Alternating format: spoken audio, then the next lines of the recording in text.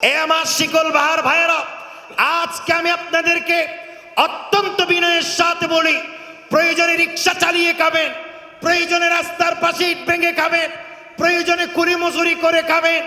এই জায়গায় লজ্জা লাগলে আরেক জায়গায় চলে যাবেন, প্রয়োজনে ঢাকা কিংবা অন্য জেলায় চলে গিয়ে কুলি মজুরি করে বউ ছেলে চালাবেন। তারপরেও জীবনে কখনো সুদের ঘুষের দিকে কখনো মন দিবেন না, কারণ এই সুদ ঘুষ যার ঘরে ঢুকেছে তাকেও ধ্বংস করেছে, তার ঈমানকেও ধ্বংস করেছে, তার জন্য জাহান্নাম নিশ্চিত করেছে, জান্নাত হারাম করেছে। কথা বলেন ঠিক কিনা? নবী করিম সাল্লাল্লাহু তাআলা আলাইহি ওয়াসাল্লামের সাহাবী সাদ বিন আবি ওয়াক্কাস রাদিয়াল্লাহু তাআলা তিনি বলেছেন, নবী কি করলে আল্লাহ মুস্তাজাবুদ দাওয়া হিসেবে আমাকে কবুল করবে? কি করলে আল্লাহ আমার দোয়া কবুল করবে? একটু মন্ত্র শিখিয়ে দেন, পদ্ধতিটা শিখাই দেন। দয়াল নবী রহমতুল লিল আলামিন বললেন, ও আমার সাদ বিন আবি ওয়াক্কাস, শুধু তোমার জন্য নয়, বরঞ্চ সমস্ত আমার উম্মতের জন্য এই কথাটা বলে দিচ্ছি, যে উম্মত হারাম না খেয়ে হালাল খাবে, যে উম্মত সুদ ঘুষ না খেয়ে কষ্ট করে হলেও হালাল খাদ্য গ্রহণ করবে, আমি নবী বলে দিলাম ওই উম্মত দোয়া করার সাথে সাথে আল্লাহর দরবারে কবুল হয়ে যাবে।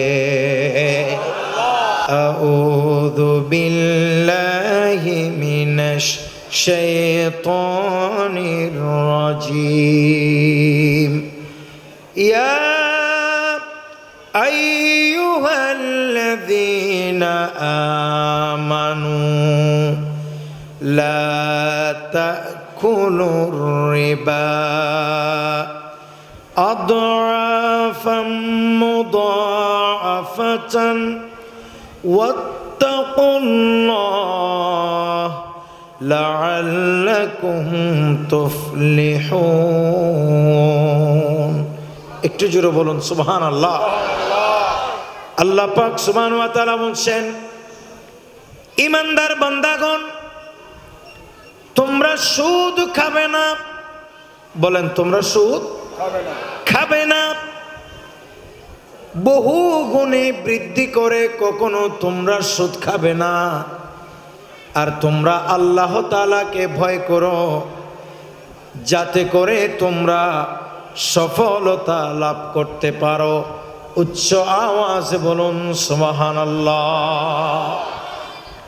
প্রিয় ভাইয়েরা আমার, কুরআনুল কারীমের এই আয়াতে স্পষ্টভাবে জানিয়ে দেই, মুমিন বান্দারা, তোমরা বহু গুণে বৃদ্ধি করে সুদ খাবে না।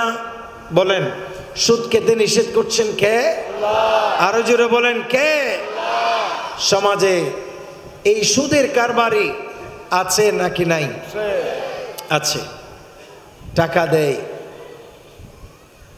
100 টাকা দিয়ে যতদিন দিতে পারবে না, সপ্তাহে 5 টাকা নিবে, অথবা 1000 টাকা দিয়ে সপ্তাহে 100 টাকা করে নিতে থাকবে। এভাবে 1 লক্ষ টাকা দিয়ে প্রত্যেক মাসে 1000 টাকা করে নিতে থাকবে। এই যে আবার নির্দিষ্ট সময় আসলে এতদিন পর্যন্ত যা নিছে তা তো নিছেই। যখন ওই ব্যক্তির সাধ্য সামর্থ্য হবে, তখন সেই 1 লক্ষ টাকা বা 1000 টাকা বা 100 টাকা বরাবর করে ফেরত দেবে। ইসলামে এটাকে বলা হয় সুদ। কথা বলেন, এটার নাম কি? সুদ। এটার নাম রিবা। ইসলামে এই রিবার ব্যবস্থাপনা, ইসলামে এই সুদের ব্যবস্থাপনা, এটা জনগণ একজন থেকে একজন নিয়ে হোক, কোনো ব্যাংক থেকে নিয়ে হোক, কিংবা কোনো সমিতি থেকে নিয়ে উঠাই হোক, যে কোনোভাবে হোক, এই জাতীয় সুদের কারবার ইসলামে সম্পূর্ণ হারাম, সম্পূর্ণ হারাম। সম্পূর্ণ হারাম। কথা বলেন ঠিক কিনা? কিন্তু আজ কে শুনে এই মোল্লার বয়ান? আমরা ওয়াজ করছি, আমাদের ওয়াজের আর কি দাম আছে? চোরে না শুনে ধর্মের কাহিনী, যাদের জন্য এই ওয়াজ জরুরি, আমার বিশ্বাস যাদেরকে এই ওয়াজ করা উচিত তারা প্রায় এখানে অনুপস্থিত। কথা বলেন ঠিক কিনা? তারপরেও আমরা এই ওয়াজ করে যাব, হয়তো তাদের মাধ্যমে হোক, নয়তো আরেকজনের মাধ্যমে হোক, যে কোনোভাবে এই ওয়াজ যেন তাদের কানে পৌঁছে যায়। ইসলাম সুদকে হারাম করেছে, এমনকি প্রচণ্ড হারাম করেছে। কথা বলেন ঠিক কিনা? প্রিয় ভাইয়ের আমার, নবী করিম সাল্লাল্লাহু তাআলা আলাইহি ওয়াসাল্লামের হাদিসে স্পষ্ট এসেছে, এক বর্ণনায় নবী বলেন, আর রিবা সাবউনা হুবা আইয়ুন কিহার রাজুল উম্মুহু। নবীজি আমার বলেছেন, বলে যেই ব্যক্তি সুদ খায় ওই সুদের 70টির বেশি গুনাহ আছে। আর রিবা সাবউনা হুবা আইসারুগা আইয়ুন কিহার রাজুল উম্মুহু। 70টির বেশি গুনাহ সুদের। তন্মধ্যে সব থেকে ছোট গুনাহ হলো নিজের মায়ের সাথে জেনা ব্যভিচার করার মতো, নিজের মাকে বিয়ে করার মতো। উচ্চ আওয়াজ বলুন নাউজুবিল্লাহ। আরেকটু জোরে বলেন নাউজুবিল্লাহ। এই সুদই আমাদের সমাজের মধ্যে আছে না নাই? খবরদার, এই সুদ যারা খাবে, এই সুদ যারা দিবে, এই সুদ যারা, এই সুদের কারবারে যারা সাক্ষী থাকবে, এই সুদের কারবার যারা লিপিবদ্ধ করবে, এগুলো সকলে সমান আসামি, সমান গুনাহগার। এই মারাত্মক গুনায় এই সমাজ আজ জর্জরিত। আল্লাহর যত কহর, আল্লাহর যত গজব এই সমাজে পতিত হচ্ছে, এই দেশে পতিত হচ্ছে। তার উল্লেখযোগ্য কারণ হচ্ছে এই সুদ। কারণ হাদিসের এক বর্ণনায় এসেছে, যত বেশি সুদ প্রকাশ হবে, যত বেশি মানুষের সুদ খাবে, তত বেশি এই সমাজ ধ্বংস হবে। একটু জুড়ে বলুন নাউজুবিল্লাহ। এমনকি কোনো কোনো বর্ণনায় আসছে, যেই ব্যক্তি বেশি, যখন মানুষ বেশি বেশি সুদ খাবে তখন এই সমাজ ধ্বংস হবে। এমনকি খুন খারাপি বেড়ে যাবে। বলে না, খুন খারাপি বেড়ে যাবে। আপনারা বলেন, বর্তমান জামানায় সুদের প্রচার প্রসার, সুদের কাজ কারবার, সুদ মানুষ কম খায় না বেশি খায়? সুদের কারবারের সাথে মানুষ কি কম জড়িত না বেশি জড়িত? এদিকে সুদের সাথে বেশি জড়িত, আবার ওদিকে খুন খারাপি দিন দিন বাড়তেছে না কমতেছে? জোরে বলেন, বাড়তেছে না কমতেছে? মনে রাখবেন, তার উল্লেখযোগ্য যেই কারণ আছে, তন্মধ্য থেকে একটি কারণ হলো এই সুদ বেড়ে যাওয়া। সুদের কারবার যত বাড়বে, সুদের কারবারি যত বেড়ে যাবে, মনে রাখবেন তত বেশি খুন খারাপি এই সমাজে বেড়ে যাবে। কথা বলেন ঠিক কিনা? আমার যুবক ভাইয়েরা, মুরব্বী বাবারা, পর্দানশীল মা বোনেরা, আমি আপনাদেরকে স্পষ্ট জানিয়ে দিতে চাই, যেই মানুষটা জানে যে সুদ খাওয়া মানে মার সাথে জেনা করা, নাউজুবিল্লাহ বলবেন আপনারা, তারপরেও কিভাবে সুদ খায়, তারপরেও কিভাবে সুদের সাথে লিপ্ত হয়, তারপরেও কিভাবে সুদের গুনাহে নিমজ্জিত হয়, তার মানে তাকে দেখতে মানুষ বলে মনে হলেও, তাকে দেখতে চোখওয়ালা, হাতওয়ালা, পাওয়ালা মানুষ বলে মনে হলেও, আসলেই যেই ব্যক্তি এই হাদিস জানার পরেও, নবীজির এই বর্ণনা শোনার পরেও যেই ব্যক্তি সুদ খাইতে পারে, সে কখনো মানুষ নয়, বরং সে চতুষ্পদ জন্তুর চাইতে আরো বেশি নিকৃষ্ট। কথা বলেন ঠিক কিনা? কারণ এই জাতীয় নিকৃষ্ট কাজ অনেক চতুষ্পদ জন্তুও করে না। যেমন প্রাণের মধ্যে উট আছে, উট। কথা বলেন কি কি? উট।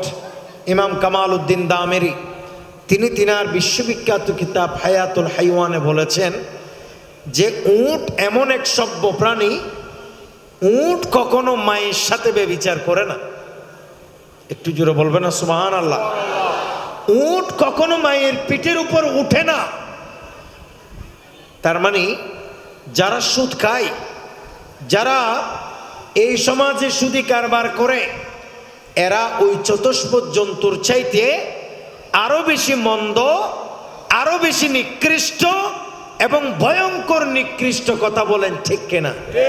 এজন্য আপনারা যারা এখানে মাহফিলে আসছেন, মাহফিলে বসছে, আমি আপনাদেরকে স্পষ্ট জানিয়ে দিতে চাই যে সুদের কারবার যারা করে, সুদের কাজ কারবার যারা করে, ঘুষের কারবারি করে যারা টাকা কামায়, মনে রাখবেন এগুলি বাহ্যিকভাবে তাজা তাজা টাকা বলে মনে হলেও, বাহ্যিকভাবে এগুলি অনেক টাকা বলে মনে হলেও প্রকৃতপক্ষে এই হারামের ভিতরে কোনো আরাম নাই, এই হারামে কোনো শান্তি নাই, এই হারামের ভিতরে কোনো বারাকা নাই। কথা বলেন ঠিক কিনা? এই জন্য কখনো হারামে যাবেন না ভাই, কখনো হারামে যাবেন না। আল্লাহ পাক সুবহানাহু ওয়া তাআলা কুরআনুল কারীমে স্পষ্ট জানিয়ে দিয়েছেন, আউযু বিল্লাহি মিনাশ শাইতানির রাজীম, ইয়ামহাকুল্লাহুর রিবা ওয়া ইউরবিস সাদাকাত ওয়াল্লাহু লা ইউহিব্বু কুল্লা কাফফারিন আথীম। আল্লাহ পাক সুবহানাহু ওয়া তাআলা বলেন, বান্দারা নিঃসন্দেহে সুদ কখনো বাড়ে না, সুদ দিন দিন কমতে থাকে। সুদের ইনকাম, ঘুষের ইনকাম, হারামের ইনকাম কখনো বৃদ্ধি পায় না। সুদের ইনকাম কখনো বৃদ্ধি পায় না, এগুলি দিন দিন হ্রাস পায়, দিন দিন কমতে থাকে। আর যেই ব্যক্তি আল্লাহর রাস্তায় সদকা দেবে, আল্লাহর রাস্তায় সদকা করবে, ওই সদকা এটা দিন দিন বাড়তে থাকবে। আর আল্লাহ পাক সুবহানাহু ওয়া তাআলা যারা পাপ করে সুদ খায়, ঘুষ খায়, এইরকম যারা পাপিষ্ঠ কাজে নিমজ্জিত হয়, স্পষ্ট জানিয়ে দিচ্ছে, ওয়াল্লাহু লা ইউহিব্বু কুল্লা কাফফারিন আযীম। যারা এই জাতীয় পাপাচারের সাথে নিমজ্জিত, আল্লাহ তাদেরকে কখনো ভালোবাসে না। কথা বলেন ঠিক কিনা? আল্লাহ তাদেরকে কখনো ভালোবাসে না। এই জন্য সদকা করবেন, সুদ খাবেন না, ঘুষ খাবেন না, হারাম কাজে যাবেন না। আপনারা ওয়াজ শুনছেন, এই ওয়াজ শুনে ফায়দা তখনই হবে যদি এখান থেকে আপনারা কিছু শিখতে পারেন, কিছু নিতে পারেন, বাস্তব জীবনে আমল করতে পারেন। কথা বলেন ঠিক কিনা? আধুনিক যুগ যত ডেভেলপ হচ্ছে, সুদের সিস্টেম, সুদের পদ্ধতি, সুদের নিয়ম, সুদের কাজ কারবার দিন দিন বিভিন্ন আইটেমের, বিভিন্ন রঙের, বিভিন্ন নামের সুদের কাজ কারবার বেড়েই চলছে, যদিও সরাসরি সুদ বলা হচ্ছে না। কথা বলেন ঠিক কিনা? এগুলো মানুষ কেন করছে? মানুষ করার কারণ হচ্ছে মানুষ আল্লাহ তাআলাকে ভুলে গেছে, আল্লাহর কথা তাদের মনে নাই। বলেন না ঠিক নেবে ঠিক? অথচ আল্লাহ তাআলা বলছেন, ওয়াত্তাকুল্লাহ। কাকে ভয় করো তোমরা? আল্লাহকে। কারণ পৃথিবী এটা চিরদিনের নয়, এটা 2 দিনের দুনিয়া। বলে না কয় দিনের দুনিয়া?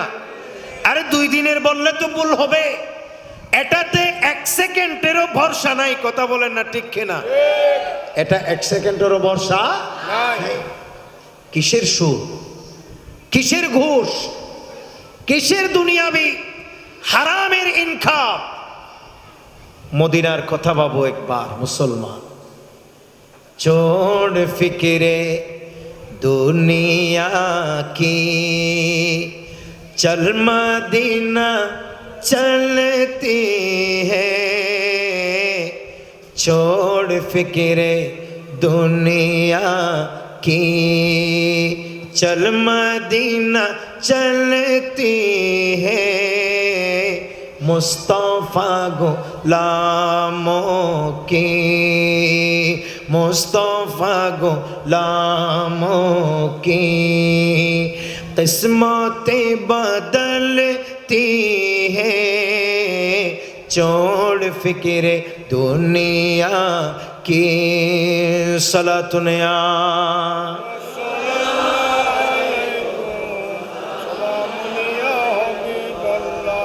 छोड़ फिक्रे दुनिया की, चल मदीना चलती है। चल मदीना चलती है। मुस्तफा गुलामों की, मुस्तफा गुलामों की किस्मती बदलती है। किस्मतें बदलती है। छोड़ फिक्रे छोड़ फिक्रे दुनिया की, सलातुनिया सलाम या হাবিবাল্লাহ। এবার সকলে বলেন মারহাবা। বলেন আমাদের সমাজে বর্তমান যুগের মানুষ আল্লাহর ভয় ছেড়ে দিয়েছে, কথা বলেন ঠিক কিনা? যা টুকটাক করছে তা শুধু বান্দার বই। বলেন না, যা টুকটাক করছে এগুলো কার বই? বান্দার বই। আল্লাহর বই যার ভিতরে আছে সে কখনো সুদের কারবারে নামতে পারবে না? বলেন নামতে পারবে? পারবে না। এই শোনেন আর একটা মাসআলা বলি। বর্তমান যুগে অনেকেই বিভিন্ন জিনিস বন্ধক দিয়ে টাকা নেই, কথা বলেন ঠিক কিনা? এটাকে ফিকা ফতুয়ার পরিভাষায় এটাকে বলা হয় রেহেন, বন্ধক দেয়া। এই বন্ধক দেয়া এবং নেয়া বর্তমান যুগের যেই পরিস্থিতি, বর্তমান যুগের যেই সিস্টেম, যেই নিয়ম নীতি, সেটা অধিকাংশ ক্ষেত্রে এই বন্ধক দেয়ার নিয়ম নীতি এটাও সুদের অন্তর্ভুক্ত। বলেন না, এটাও সুদের অন্তর্ভুক্ত। এটা কিভাবে?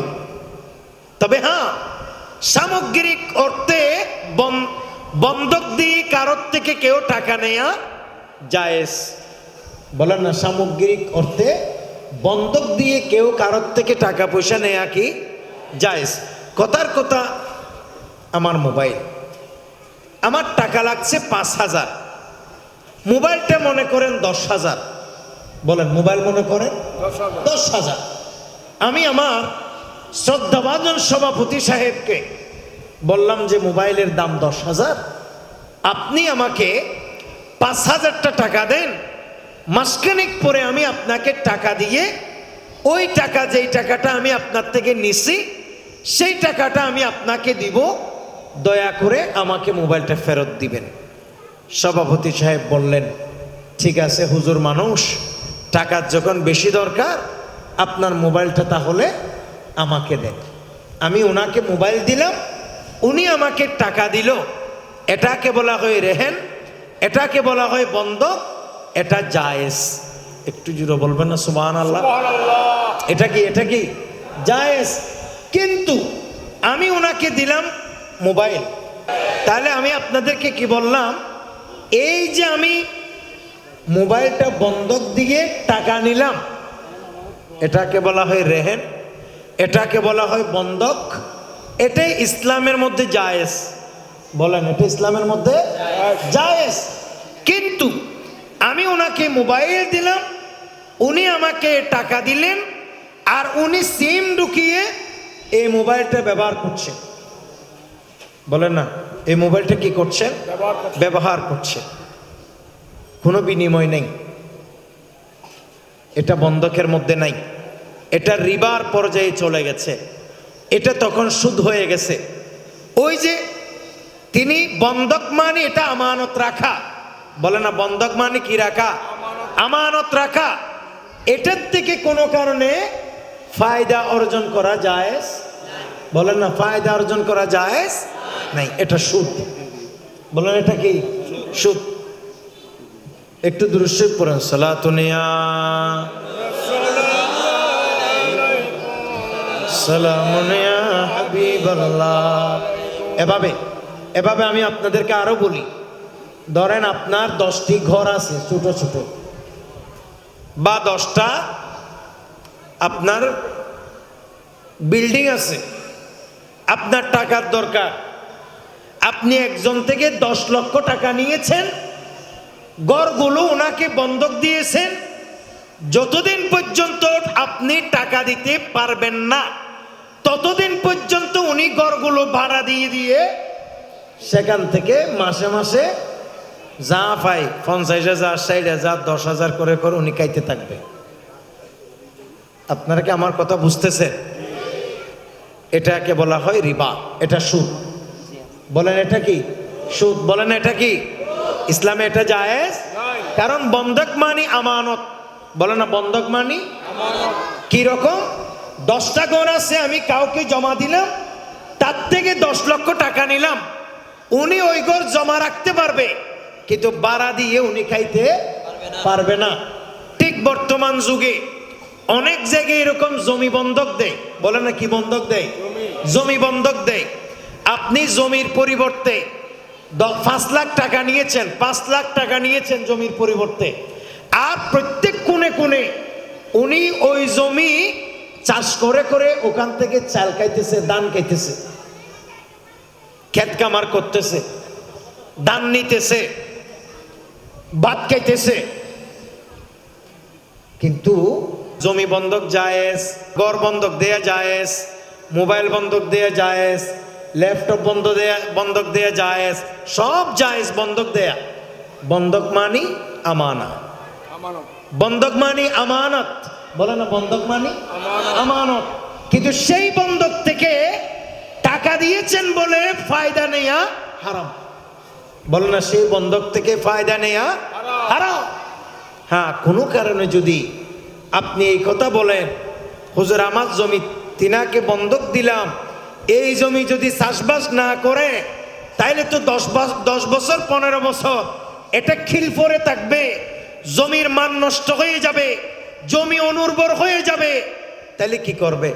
এইরকম হলে যাকে জমি বন্ধক দিছে তিনি চাষবাস করে খাবে, ওই সেখান থেকে কিছু কিছু যার জমি তাকেও দিবে, অনেকটা বাগার মতো।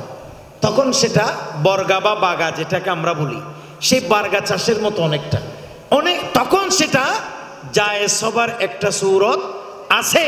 কিন্তু বর্তমান সমাজে যেই হারে বন্ধক দেয়া হচ্ছে, যেই হারে বর্তমান সময়ে বন্ধক দেয়া হচ্ছে, যাকে বন্ধক দিচ্ছেন সে লুটে পুটে খাচ্ছে। ইসলামের মধ্যে সেটা সুদ, সেটা হারাম, সেটা না জায়েজ। কথা বলেন ঠিক কিনা? সেটা জায়েজ নাই। আশা করি বন্ধকের মশলা বুঝতে পারছেন। প্রিয় ভাইয়ের আমার, নবী করিম সাল্লাল্লাহু তাআলা আলাইহি ওয়াসাল্লাম হাদিসে পাকে ইরশাদ করেছেন যে সুদের গুনাহ, এমনি সামগ্রিক অর্থে সুদের গুনার মধ্যে 4 জন বাঁচবে। সবাই বলেন কয়জন? আর একটু জোরে বলেন। 4 জন। সুদ এমন না গ্রামে একজন হুজুর, আমাদের এলাকায় একজন সুদ খাই, আপনি তাকে কেন শুধু দোষী বলছেন?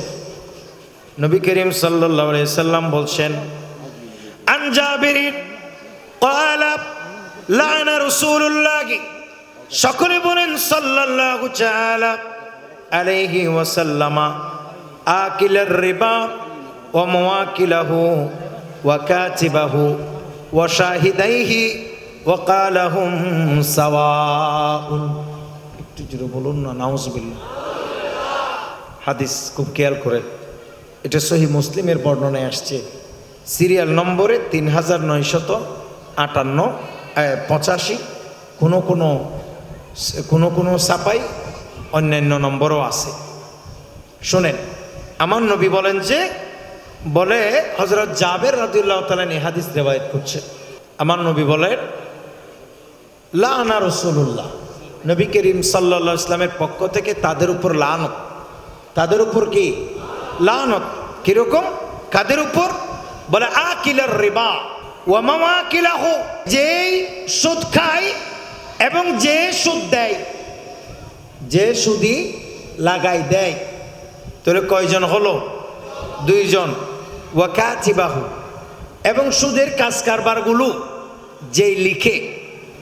ওয়া শাহিদাইহি, এবং যারা যে দুইজন বা যারা সাক্ষী থাকে। আমার নবী বলেন ওয়াকালা হুম সাওয়াউন, এই চারজন একেবারে সমান অপরাধী। একটু জোরে বলুন না নাউজুবিল্লাহ। আমরা শুধু বলি যে কাকে শুধু আমরা দোষী বলি? ওই যে সুদের টাকা লাগায় তাকে শুধু আমরা সুদি বলি। আসলে তো সেই শুধু একজন অপরাধী নয়, বরঞ্চ যেই সুদ দেয়, যেই সুদ নেয়, যেই সুদের কারবার লেখে, আর যেই ব্যক্তি সুদের সাক্ষী থাকে, এই চারজন একবারে সমান, একেবারে সমান অন্যায়কারী, সমান অপরাধী হিসাবে বিবেচিত হবে। একটু জোরে বলুন না নাউজুবিল্লাহ। নবী করিম সাল্লাল্লাহু আলাইহি ওয়াসাল্লামের আরেকটা হাদিস দেখেন, এই হাদিসটা সহিহ বুখারীতে আসছে, সিরিয়াল নম্বর হচ্ছে 2085। নবী করিম সাল্লাল্লাহু আলাইহি ওয়াসাল্লাম বলছেন রাআইতু লাইলাতা রাজুলাইনি আতিয়ানি ফাআখরাজানি ইলা আরদিন মুকাদ্দাসাতিন। বলে এক রাতে আমাকে দুইজন লোক এসে ধরে নিয়ে গেলেন পবিত্র বরকতময় একটা ময়দানে। বলে না, বরকতময় একটা ময়দানে, মুকাদ্দাস এক জায়গায় নিলেন। সেখানে নিয়ে যাবার পর আমি দেখতে পেলাম পাশে আছে একটা রক্তের বিশাল বন্যা, রক্তের বিশাল নদী। একটু জোরে বলবেন না নাউজুবিল্লাহ। কিসের নদী? রক্তের। এটা বুখারীর হাদিস। প্রিয় ভাইয়ের আমার, নবী করিম সাল্লাল্লাহু তাআলা আলাইহি ওয়াসাল্লাম বলছেন, বলে আমি দেখতে পেলাম একটা রক্তের নদী, আর সেই নদীর তীরে দাঁড়িয়ে আছে একজন আল্লাহর বান্দা। ওয়া আলা ওয়াসাতিন নাহারি রাজুলুন বাইনা ইয়াদাইহি হিজারাতুন। বলে শুধু সেটা নয়, ওই মানুষের হাতে আছে বড় পাথর। বলে না, বড় পাথর। এদিকে যেই এক মানুষকে দেখতে পেলাম রক্তের নদীর পাশে, রক্তের নদীর তীরে দাঁড়িয়ে আছে, আরেকজনকে দেখতে পেলাম রক্তের নদীতে হাবুডুবু কাচ্ছে, সাঁতারাচ্ছে। একটু জোরে বলুন না নাউজুবিল্লাহ। একজন রক্তের নদীতে হাবুডুবু কাচ্ছে, সাঁতারাচ্ছে, আরেকজন ওই নদীর উপরে হাতের মধ্যে বিরাট পাথর নিয়ে দাঁড়িয়ে আছে।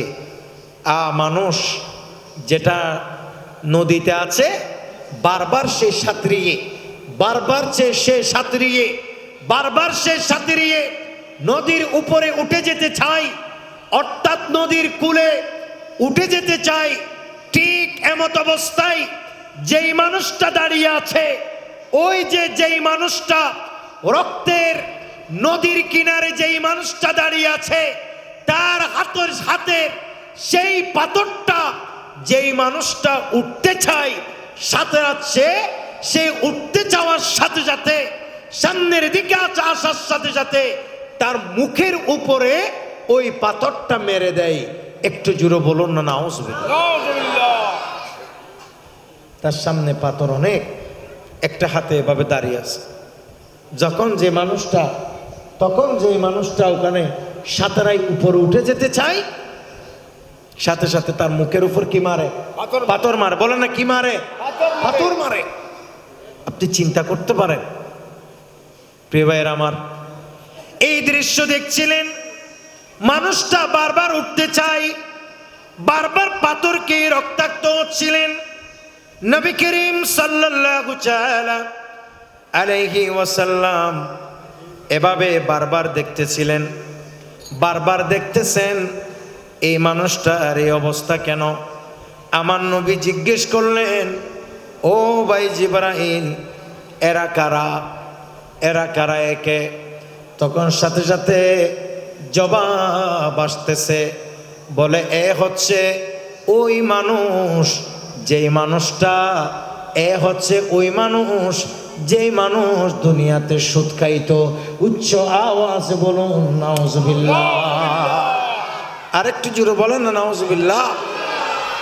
সুদের গুনাহ এরকম ভয়ঙ্কর, কিয়ামতের দিন সবাই তো দাঁড়াইতে পারবে, আল্লাহর সামনে দাঁড়াবে। কোরআন এবং হাদিসের বর্ণনা অনুযায়ী জানা যাচ্ছে, সুদখোর এত বড় নিকৃষ্ট অন্যায়কারী, এত বড় নিকৃষ্ট গুনাহগার, এত বড় নিকৃষ্ট বদমাশ, সুদখোর আল্লাহর সামনে এসে দাঁড়াইতেও পারবে না। একটু জোরে বলবেন না নাউজুবিল্লাহ। আল্লাহ বারবার বলবে দাঁড়াইতে, কিন্তু তারা দাঁড়াইতে পারবে না। আল্লাহ বারবার বলে দাঁড়াইতে, কিন্তু তারা ভীত সন্ত্রস্ত হবে। তারা এত বেশি কম কাঁপতে থাকবে যে কোনোভাবে আল্লাহর কুদরতির সামনে দাঁড়াইতে পারবে না। এত নিকৃষ্ট। ভাইয়েরা, সুদ কখনো খাবেন না। এগুলি নিকৃষ্ট জিনিস, এগুলি খারাপ জিনিস, এগুলি নাজায়েজ এবং ভয়াবহ হারাম জিনিস। কাজেই যারা সুদ খায় এবং যারা সুদ দেয়, সুদের কারবার লিখে, সুদের কারবারে সাক্ষী থাকে, ওসব মানুষ ভয়ঙ্কর নিকৃষ্ট পর্যায়ের মানুষ। কথা বলেন ঠিক কিনা? মনে রাখবেন, যারা সুদ খায় তাদের কলিজা পাষণ্ড হয়ে যায়। তারা মানুষকে মারতে ভয় পায় না। বলেন না ঠিক কিনা? তারা মানুষকে মারতে ভয় পায় না। নবী করিম সাল্লাল্লাহু আলাইহি সাল্লাম মেরাজ থেকে আসার পর সাহাবীদেরকে জিজ্ঞেস বললেন, সাহাবীরা, আল্লাহর পক্ষ থেকে আমাকে যখন জাহান্নাম দর্শন করিয়েছে, আমি যখন জাহান্নামে গেলাম, আমি সেখানে দেখলাম যে কিছু মানুষের পেট এক একটা গড়ের মতো বড় হয়ে গেছে, বিশাল হয়ে গেছে। নাউজুবিল্লাহ বলেন না ভাই? মানুষের পেট এক একটা ছোট ছোট, ও ঘর আছে না ঘর, বলে মানুষের পেট রয়েছে গড়ের মতো। আর সেই পেটের ভিতরে লক্ষ্য করছি, সেই পেটের ভিতরে দেখা যাচ্ছে বড় বড় সাপ বিচ্ছুরা কাউ মাউ করতেছে, আর ওই মানুষটাকে কামড়াচ্ছে। নাউজুবিল্লাহ বলে, আরো জোরে বলেন না নাউজুবিল্লাহ। পেট হয়ে গেছে কিসের মতো? ঘরের মতো বড়, গ্লাসের মতো পরিষ্কার দেখা যাচ্ছে ভিতরে কি আছে কি নেই। আমি তখন এটা দেখে খুবই চিন্তিত এবং ভীত সন্ত্রস্ত হলাম। নবী বলেন, আমি জিজ্ঞেস করলাম, মান হাউলাই ইয়া জিবরাইল, ভাই জিবরাইল, এরা কারা? তখন জিবরিল বলে, এরা আপনার ওই সমস্ত উম্মত যারা দুনিয়াতে সুদ খাইতো। একটু জোরে বলুন নাউজুবিল্লাহ। প্রিয় ভাইয়েরা আমার, যেভাবে সুদের ওয়াজ করলাম, যেভাবে সুদ খাওয়া হারাম, যেভাবে সুদ খাওয়া গুনাহ, একইভাবে গুনাহ হলো ঘুষ খাওয়া। কথা বলে না ঠিক কিনা? কি খাওয়া? কি খাওয়া? ঘুষ খাওয়া। যারা ঘুষ খায় তারা মারাত্মক গুনেহগার। একইভাবে সুদ যেমন হারাম, ঘুষও তেমন কি হারাম। ঘুষ কি? এখন ঘুষ বলে না, এখন বলে যে বকশিস, কিসিস, জোরে বলে না কিসিস, এটাও হারাম। এ ধরনের কথা বলাও কি হারাম, কারণ মিথ্যে বলা সবসময় কি হারাম। খাইতেছে ঘুষ, বলতেছে বকশিস, একটু জোরে বলে না নাউজুবিল্লাহ। মনে রাখবেন, এই দুইজনও সমান অপরাধী। ঘুষের মাঝে কয়জন অপরাধী? দুইজন। কারণ ঘুষ খাওয়ার সময় সাক্ষী থাকে না, ঘুষের কারবার লেখা থাকে না।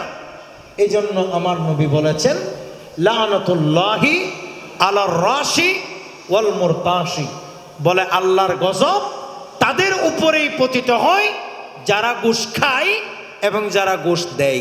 একটু জোরে বলুন না নাউজুবিল্লাহ। আরো আওয়াজ দিয়ে বলেন। আমাদের সমাজে আছে না নেই? আজকাল সুদ এবং ঘুষের কারণে বিশেষ করে সামাজিক অনৈতিকতা, দেশের আইন শৃঙ্খলার অবনতি, আমাদের রাষ্ট্রীয় পর্যায়ের আইন শৃঙ্খলার অবনতি, প্রাতিষ্ঠানিক পর্যায়ে আইন শৃঙ্খলার লঙ্ঘন, বিভিন্ন পর্যায়ে সরকারি বেসরকারি বিভিন্ন স্তরে উপযুক্ত মানুষের যে অভাব, এগুলি সবগুলির মূল কারণ হচ্ছে ঘুষ। বলেন, এগুলোর সবগুলির মূল কারণ কি? ঘুষ। কেন? কারণ ঘুষ দিয়ে অনুপযুক্ত মানুষ উপযুক্ত হয়ে যাইতেছে। বলে না ঠিক কিনা? জীবনে কখনো পিয়নের চাকরি যেই পাবে না, সামান্য ঘুষ দিয়ে সে হয়ে যাইতেছে অনেক বড় অফিসার। বলে না ঠিক কিনা?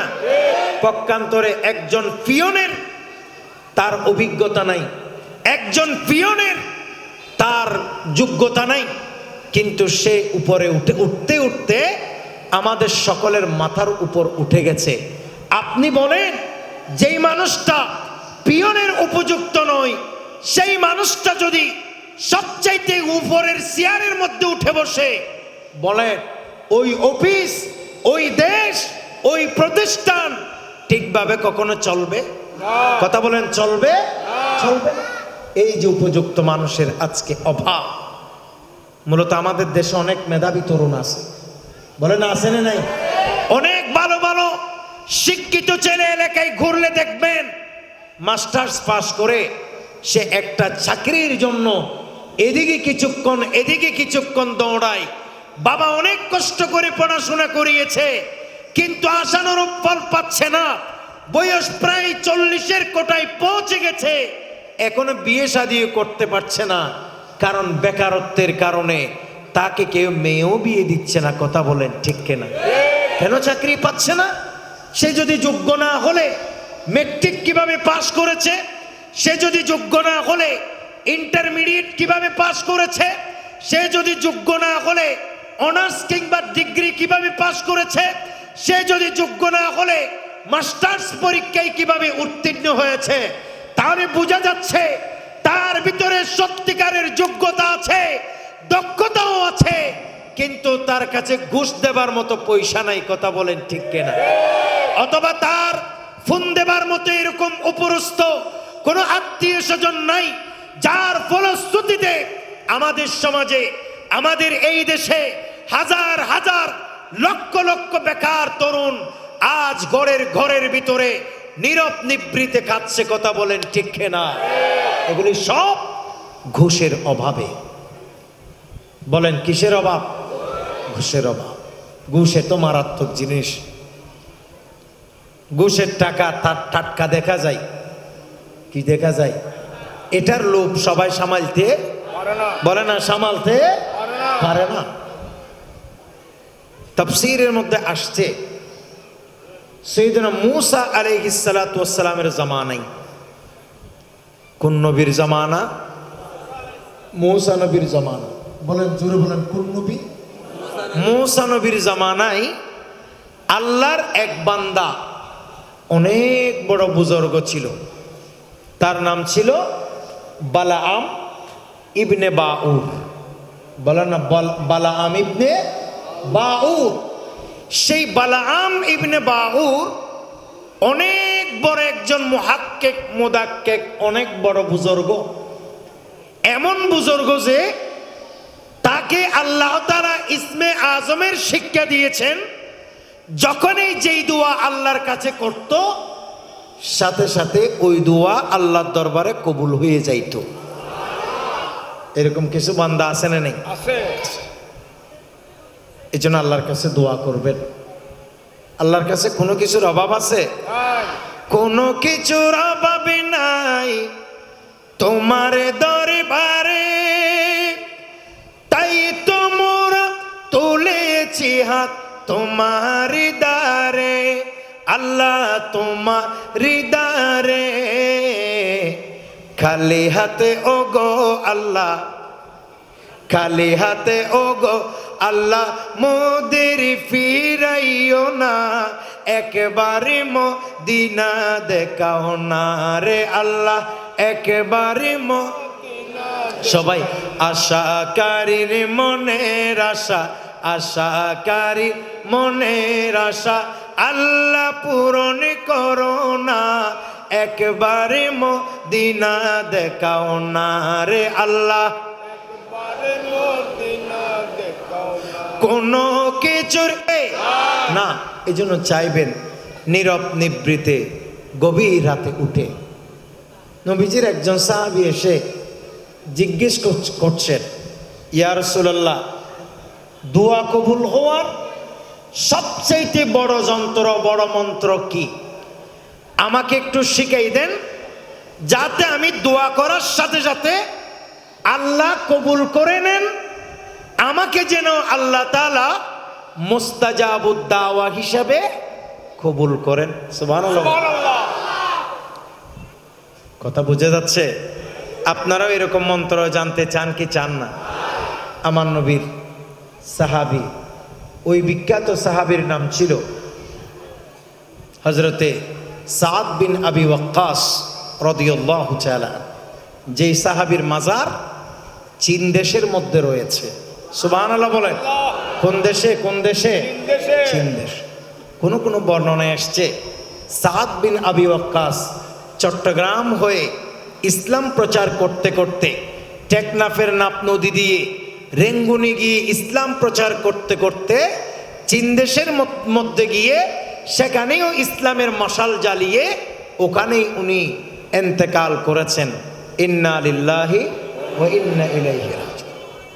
এত বড় একজন সাহাবী নবীজিকে বলতেছেন, নবী আপনি আমাকে এমন একটা দোয়া শিখিয়ে দেন, এমন একটা পদ্ধতি শিখিয়ে দেন, যেই পদ্ধতি অ্যাপ্লাই করলে আল্লাহ আমাকে মুস্তাজাবুদ দাওয়া হিসাবে কবুল করে নেবে, আমি দোয়া করার সাথে সাথে আল্লাহ তাআলা কবুল করবে। সুবহানাল্লাহ বলেন। দোয়া করার সাথে সাথে কবুল করবে কে? আল্লাহ। তাহলে আপনারাও চান কি চান না? আপনারা তো হুজুরদেরকে 100 টাকা দিয়ে লিস্টি একটা এত লম্বা ধরাই দেন, বলেন যে হুজুর একটু দোয়া করে দেন। হুজুরকে হাদিয়া দিবেন, এটা সুন্নাহ। আলেমদেরকে হাদিয়া দেয়া কি সুন্নাহ। আলেমদেরকে হাদিয়া দিবেন, কিন্তু লিস্টি দেওয়ার দরকার নেই। কারণ লিস্টির যে দোয়া, এটা লৌকিকতা। দোয়া করবে অন্তরে। কথা বলেন, দোয়া কোথায়? অন্তরে। এই জন্য আপনারা এত বিরাট লিস্টি দেন, একজনের নাম যদি কোনো রকম হুজুর বলার সময় ভুল বলে অথবা যদি ভুলে ফেলে যায়, তখন মাথাটা খারাপ হয়ে যায়। 100 টাকা দিলাম মাইলোর মূলই বালাগরি নফরি নফরি হয়তো ঘরের হইলে চায় নমাতে, ঠিক কিনা? খবরদার, টাকা দিবেন, হাদিয়া দিবেন, কিন্তু হুজুরে যে মুখ থেকে বলতে হবে এটা কোনো শর্ত নয়। এটা দোয়া হচ্ছে অন্তরের ব্যাপার। বলেন, দোয়া কিসের ব্যাপার? অন্তরে। অন্তর থেকে যদি খুশি হয়ে এই কথা বলে, আল্লাহ আমার একজন মুসল্লি আমাকে এই যে আল্লাহ আজকে হাদিয়া দিল, আল্লাহ তার মনে যে মাকসুদ আছে ওই মাকসুদ তুমি পুরা করে দিও, এই দোয়া এটাকে বলা হয়। এটা যদি তিনি মনে মনে সন্তুষ্ট চিত্তে আল্লাহর কাছে বলে, আপনার অনুপস্থিতিতে বলার সাথে সাথে আরশ আজিমের রব কবুল করে নেবে। জোরে বলেন সুবহানাল্লাহ।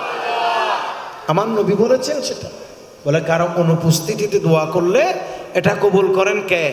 আল্লাহ। প্রিয় ভাইয়ের আমার, নবী করিম সাল্লাল্লাহু তাআলা আলাইহি ওয়াসাল্লামের সাহাবী যার নাম বলছিলাম সাদ বিন আবি ওয়াক্কাস, বলেন সাদ বিন আবি ওয়াক্কাস রাদিয়াল্লাহু তাআলা আন, তিনি বলেছেন নবী কি করলে আল্লাহ মুস্তাজাবুদ দাওয়া হিসেবে আমাকে কবুল করবে, কি করলে আল্লাহ আমার দোয়া কবুল করবে, একটু মন্ত্র শিখিয়ে দেন, পদ্ধতিটা শিখাই দেন। দয়াল নবী রহমতুল লিল আলামিন বললেন, ও আমার সাদ বিন আবি ওয়াক্কাস, শুধু তোমার জন্য নয় বরঞ্চ সমস্ত আমার উম্মতের জন্য এই কথাটা বলে দিচ্ছি, যে উম্মত হারাম না খেয়ে হালাল খাবে, যে উম্মত সুদ ঘুষ না খেয়ে কষ্ট করে হলেও হালাল খাদ্য গ্রহণ করবে, আমি নবী বলে দিলাম ওই উম্মত দোয়া করার সাথে সাথে আল্লাহর দরবারে কবুল হয়ে যাবে। আরেকটু জোরে বলে, দোয়া কবুল হওয়া যেই মূল মন্ত্র আছে তৎমধ্যে উল্লেখযোগ্য যে মূল মন্ত্র সেটা হচ্ছে হারাম না খেয়ে হালাল খাওয়া। সুবহানাল্লাহ বলেন। হালাল না কি হারাম না খেয়ে হালাল খাওয়া হচ্ছে একমাত্র দোয়া কবুলের মূল মন্ত্র। কাজে আমরা যতই দোয়া করি, ওদিকে মানুষের পেট বেড়ায় লাথি মেরে, আরেকজনের মাথায় বাড়ি মেরে, আরেকজনের জায়গা দখল করে, আরেকজনকে ঠকায় টাকা কামিয়ে, ওদিকে আরেকজনের হক না দিয়ে, ওদিকে বোনের হক মেরে, ওদিকে চাচা বাতিজার হক মেরে, বাতিজা চাচার হক মেরে, ভাই বোনের হক মেরে, বোন ভাইয়ের বাগিনার হক মেরে, চাচা মামা বাগিনার হক মেরে, মানুষের হক মেরে আপনি যদি বছরে বছরে উমরায় যান, মাথার মধ্যে সুন্দর টুপি লাগান, শরীরের মধ্যে সাদা পাঞ্জাবি জুব্বা গায়ে দেন, আর যদি সুন্দর আতর দিয়ে নামাজের প্রথম কাতারে মুসল্লি হয়ে যান, আপনি যদি দোয়া করেন, কিয়ামত পর্যন্ত দোয়া করলেও সেই দোয়া কবুল হওয়ার সম্ভাবনা নাই। কথা বলেন ঠিক কিনা? কি হবে এই দোয়া দিয়ে? কি হবে এই দোয়া দিয়ে? আপনি তো মানুষের মাথায় বাড়ি মারছেন। কথা বলেন না ঠিক কিনা? আর বলছে হুজুর রে তো টিয়া দিয়া দোয়া কবুল কেন? হুজুর ঠিক নাই, হুজুর ঠিক নাই দেন, তুই ঠিক আগে না, মাথাতে ঠিক নেবে ঠিক আগে, হন ঠিক তুই ঠিক আগে, তুই শুধু হুজুরের গুতায় পাতে না। কথা বলেন না ঠিক কিনা? আগে নিজের অন্তর পরিষ্কার করতে হবে, আগে হালাল খানা খাইতে হবে, হালালের সাথে জড়াইতে হবে।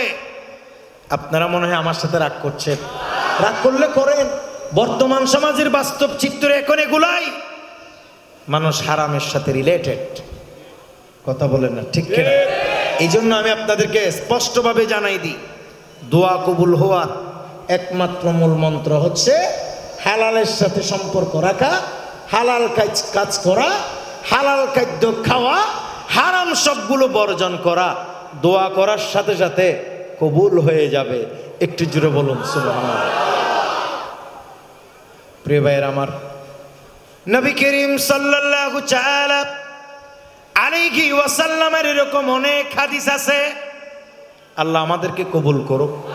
ওই আমি আপনাদেরকে মুসা নবীর জামানার এক বুজুর্গের কথা বলছি।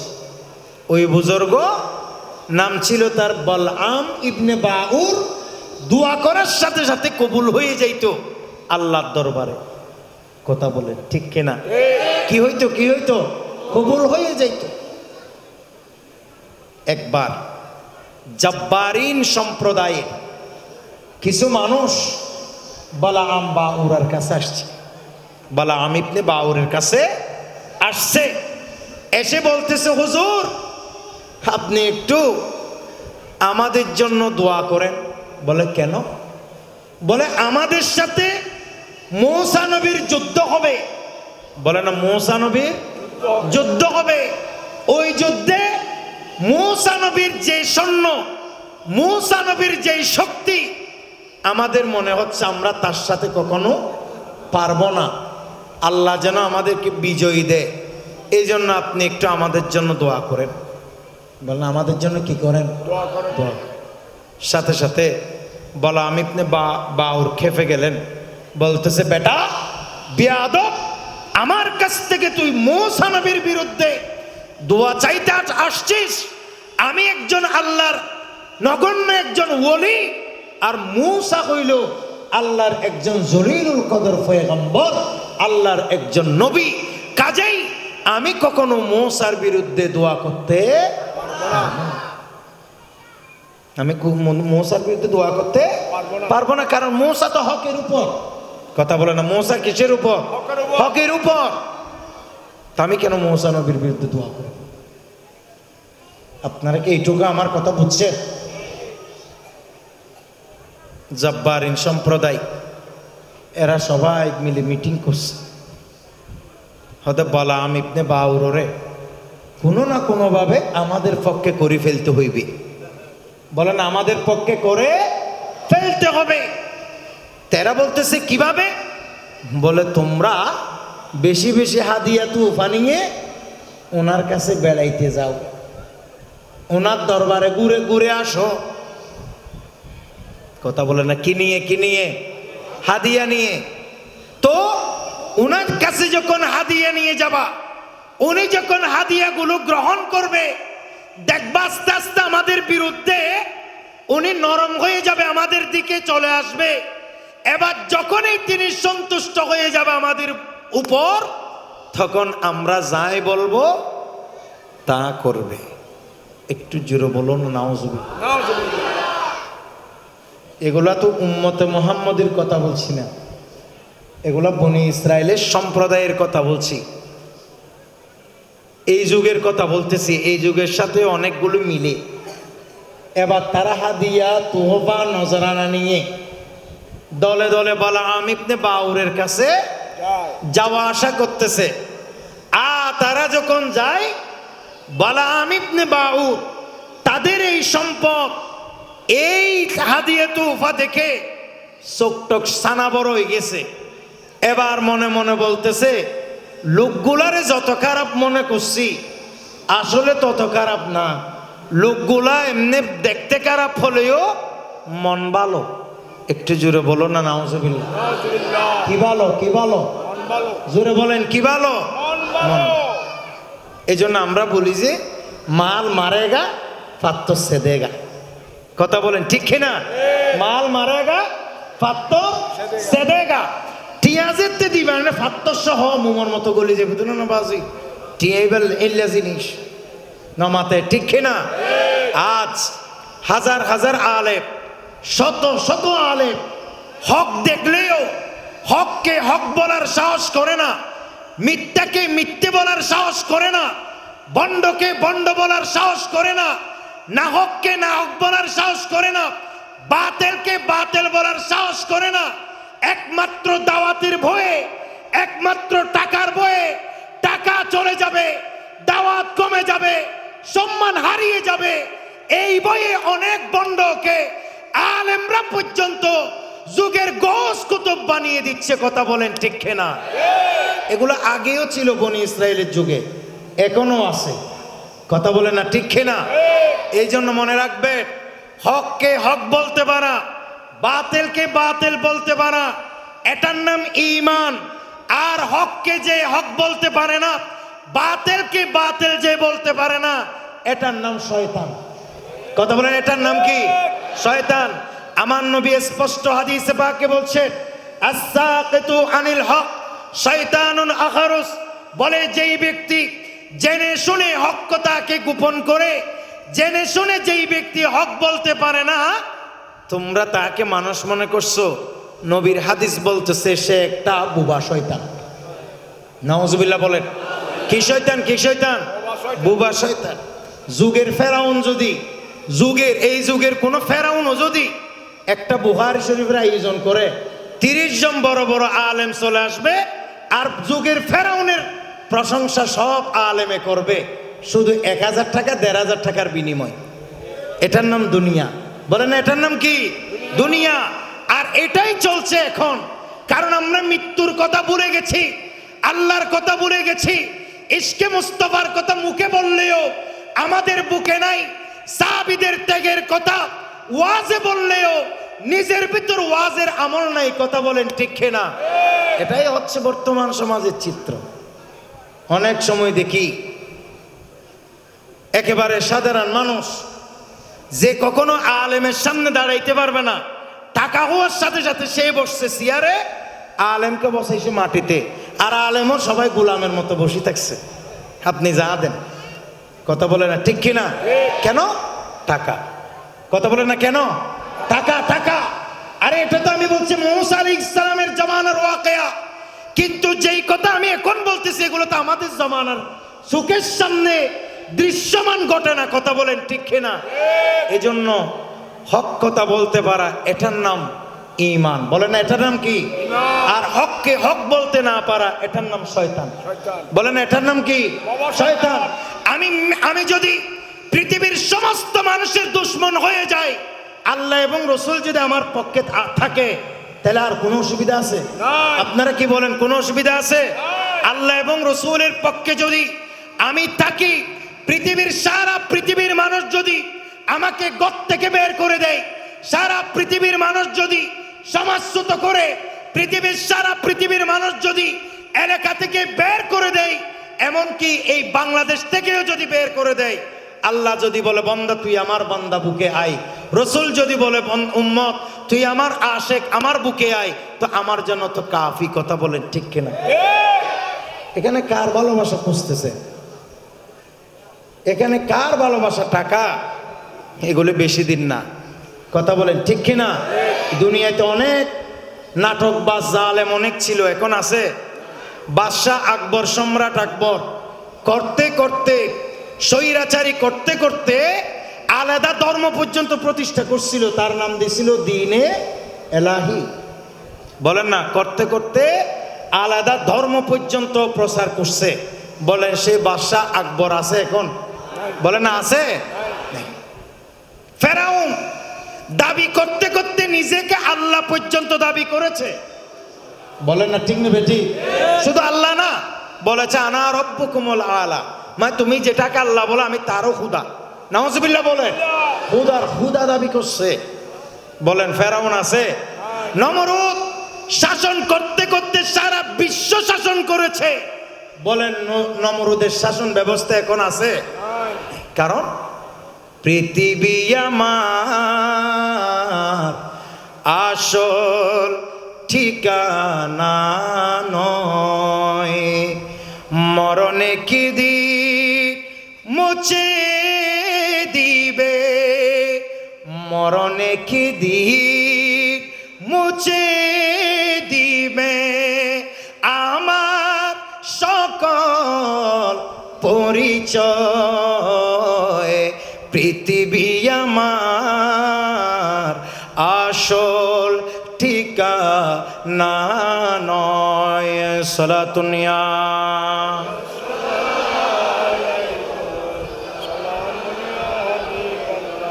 এবার সকলে বলেন মারহাবা। ইবনে বাউরকে জাব্বারিন সম্প্রদায়ের মানুষেরা বিভিন্ন হাদিয়া, নাজরানা, তুফা আনি দিতেছে, আর হুজুর কেবলার মন কি হইতেছে? নরম হইতেছে। বলেন এটার নাম কি হাদিয়া নাকি ঘুষ? বলেন এটার নাম কি? কারণ এটা তাদের একটা লক্ষ্য উদ্দেশ্য আছে। লক্ষ্য উদ্দেশ্য হলো আল্লাহর ওলিকে তাদের দলে নিয়ে আসা, মুসা নবীর বিরুদ্ধে দোয়া করা। একটু জোরে বলেন না নাউজুবিল্লাহ। কার বিরুদ্ধে? কার বিরুদ্ধে? মুসা নবীর।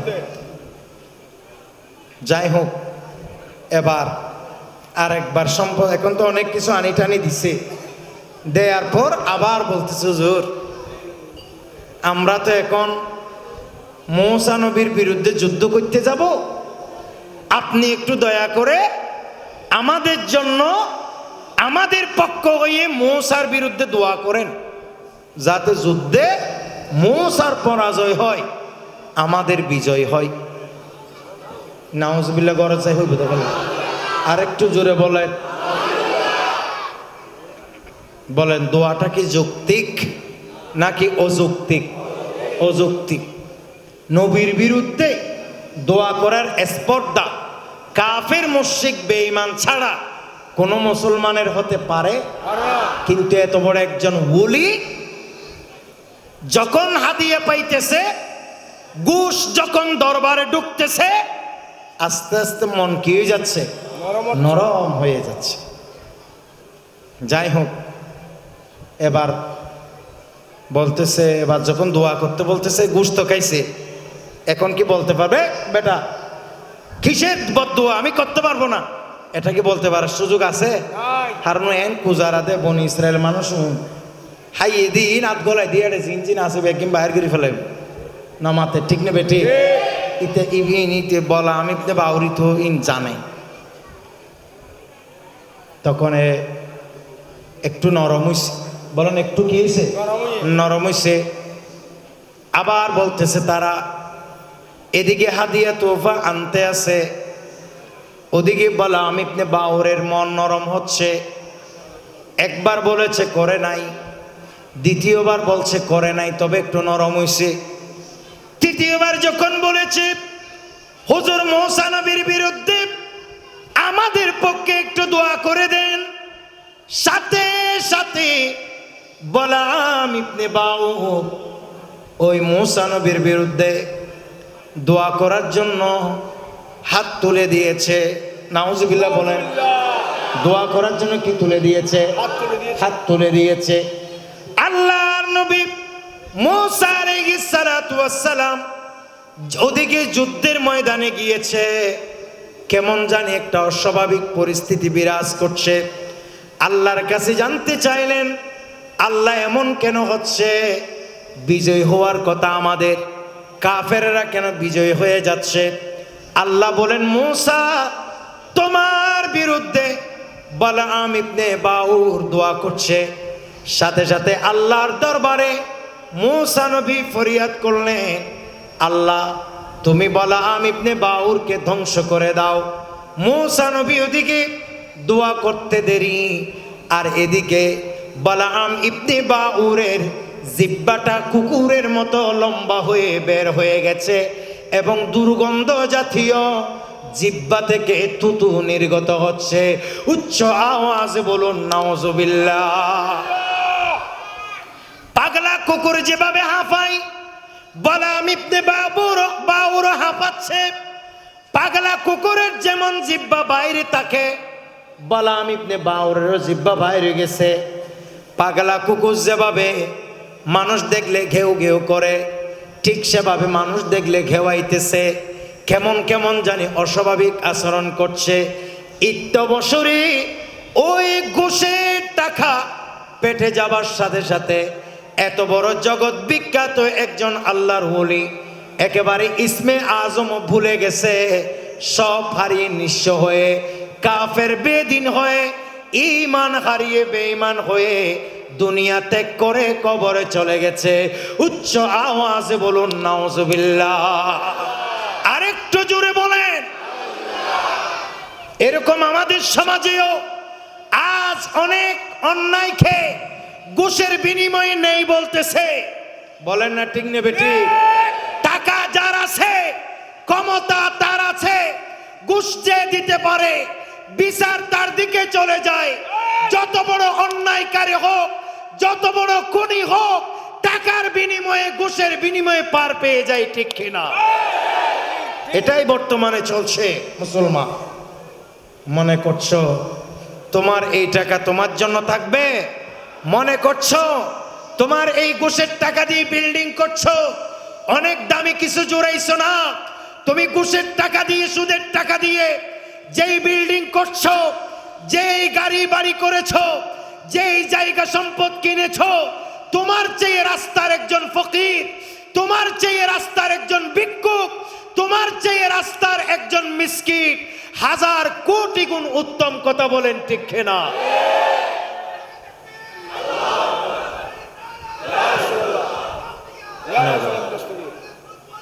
জিন্দাবাদ। ভাইয়ের আমার, এজন্য মনে রাখবে ঘুষের টাকা, সুদের টাকা এগুলো মানুষকে কখনো শান্তি দিতে পারে না। কথা বলেন ঠিক কিনা? এগুলা মানুষকে শান্তি দিতে পারে না। মনে করছেন ঘর বাড়ি নিজেও খাইতে পারবা না, ফুলা মাইয়ারাও এত সুখে শান্তিতে থাকবা না। এদিকে ঘুষের টাকা কামাইবা, সুদের টাকা খামাইবা, বাংলাদেশের ডাক্তারও জবাব দিয়ে সিঙ্গাপুরে ফাটাই দিবে, ব্যাংককে ফাটাই দিবে। আর আমরা যারা গরিব, আমরা যারা অসহায়, ওই ফার্মেসি থেকে ডিসপেন্সারিতে গিয়ে একটা বিষের ট্যাবলেট খাইলে আল্লাহ আমাদের রোগ ভালো করে দেয়। একটা গ্যাস্ট্রিকের ট্যাবলেট খাইলে আল্লাহ আমাদেরকে আসান করে দেয়। একটা সামান্য 10 টাকার ওষুধ নিজে নাম বলে কিনে খাওয়ার পর আমাদের মধ্যে শান্তি চলে আসে। ঠিক কিনা?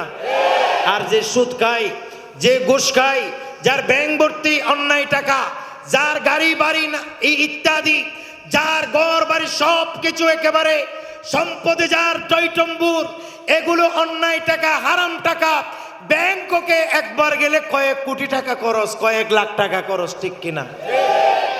কি হবে এই টাকা দিয়ে? কিসের সুখ? ওই শুধু সুখ সুখ করবা, জিন্দিগিতে সুখ সুখে দেখবা না। কবি কাইকোবাদের একটা কবিতা আমরা পড়ছিলাম, বলে সুখ সুখ বলে তুমি কেন করো হাহুতাশ, সুখ তো পাবে না কোথাও, বৃথা সুখের আশ। আজকে আমাদের সেই পরিস্থিতি, সেই অবস্থা বিরাজ করছে। শুধু আমরা সুখ সুখ বলছি, আমাদের মধ্যে কোনো সুখ শান্তি নাই। কারণ ইনকামের ভিতর ভেজাল। বলে না, ইনকামের ভিতর কি ভেজাল? রুজি রোজগারের ভিতরে কি ভেজাল? এ আমার শিকল বাহার ভাইয়েরা, আজকে আমি আপনাদেরকে অত্যন্ত বিনয়ের সাথে বলি, প্রয়োজনে রিক্সা চালিয়ে খাবেন, প্রয়োজনে রাস্তার পাশে ইট ভেঙে খাবেন, প্রয়োজনে কুলি মজুরি করে খাবেন। এই জায়গায় লজ্জা লাগলে আরেক জায়গায় চলে যাবেন। প্রয়োজনে ঢাকা কিংবা অন্য জেলায় চলে গিয়ে কুলি মজুরি করে বউ ছেলে চালাবেন। তারপরেও জীবনে কখনো সুদের ঘুষের দিকে কখনো মন দিবেন না। কারণ এই সুদ ঘুষ যার ঘরে ঢুকেছে তাকেও ধ্বংস করেছে, তার ঈমানকেও ধ্বংস করেছে, তার জন্য জাহান্নাম নিশ্চিত করেছে, জান্নাত হারাম করেছে। কথা বলেন ঠিক কিনা? এই জন্য হক হালাল মতো চল।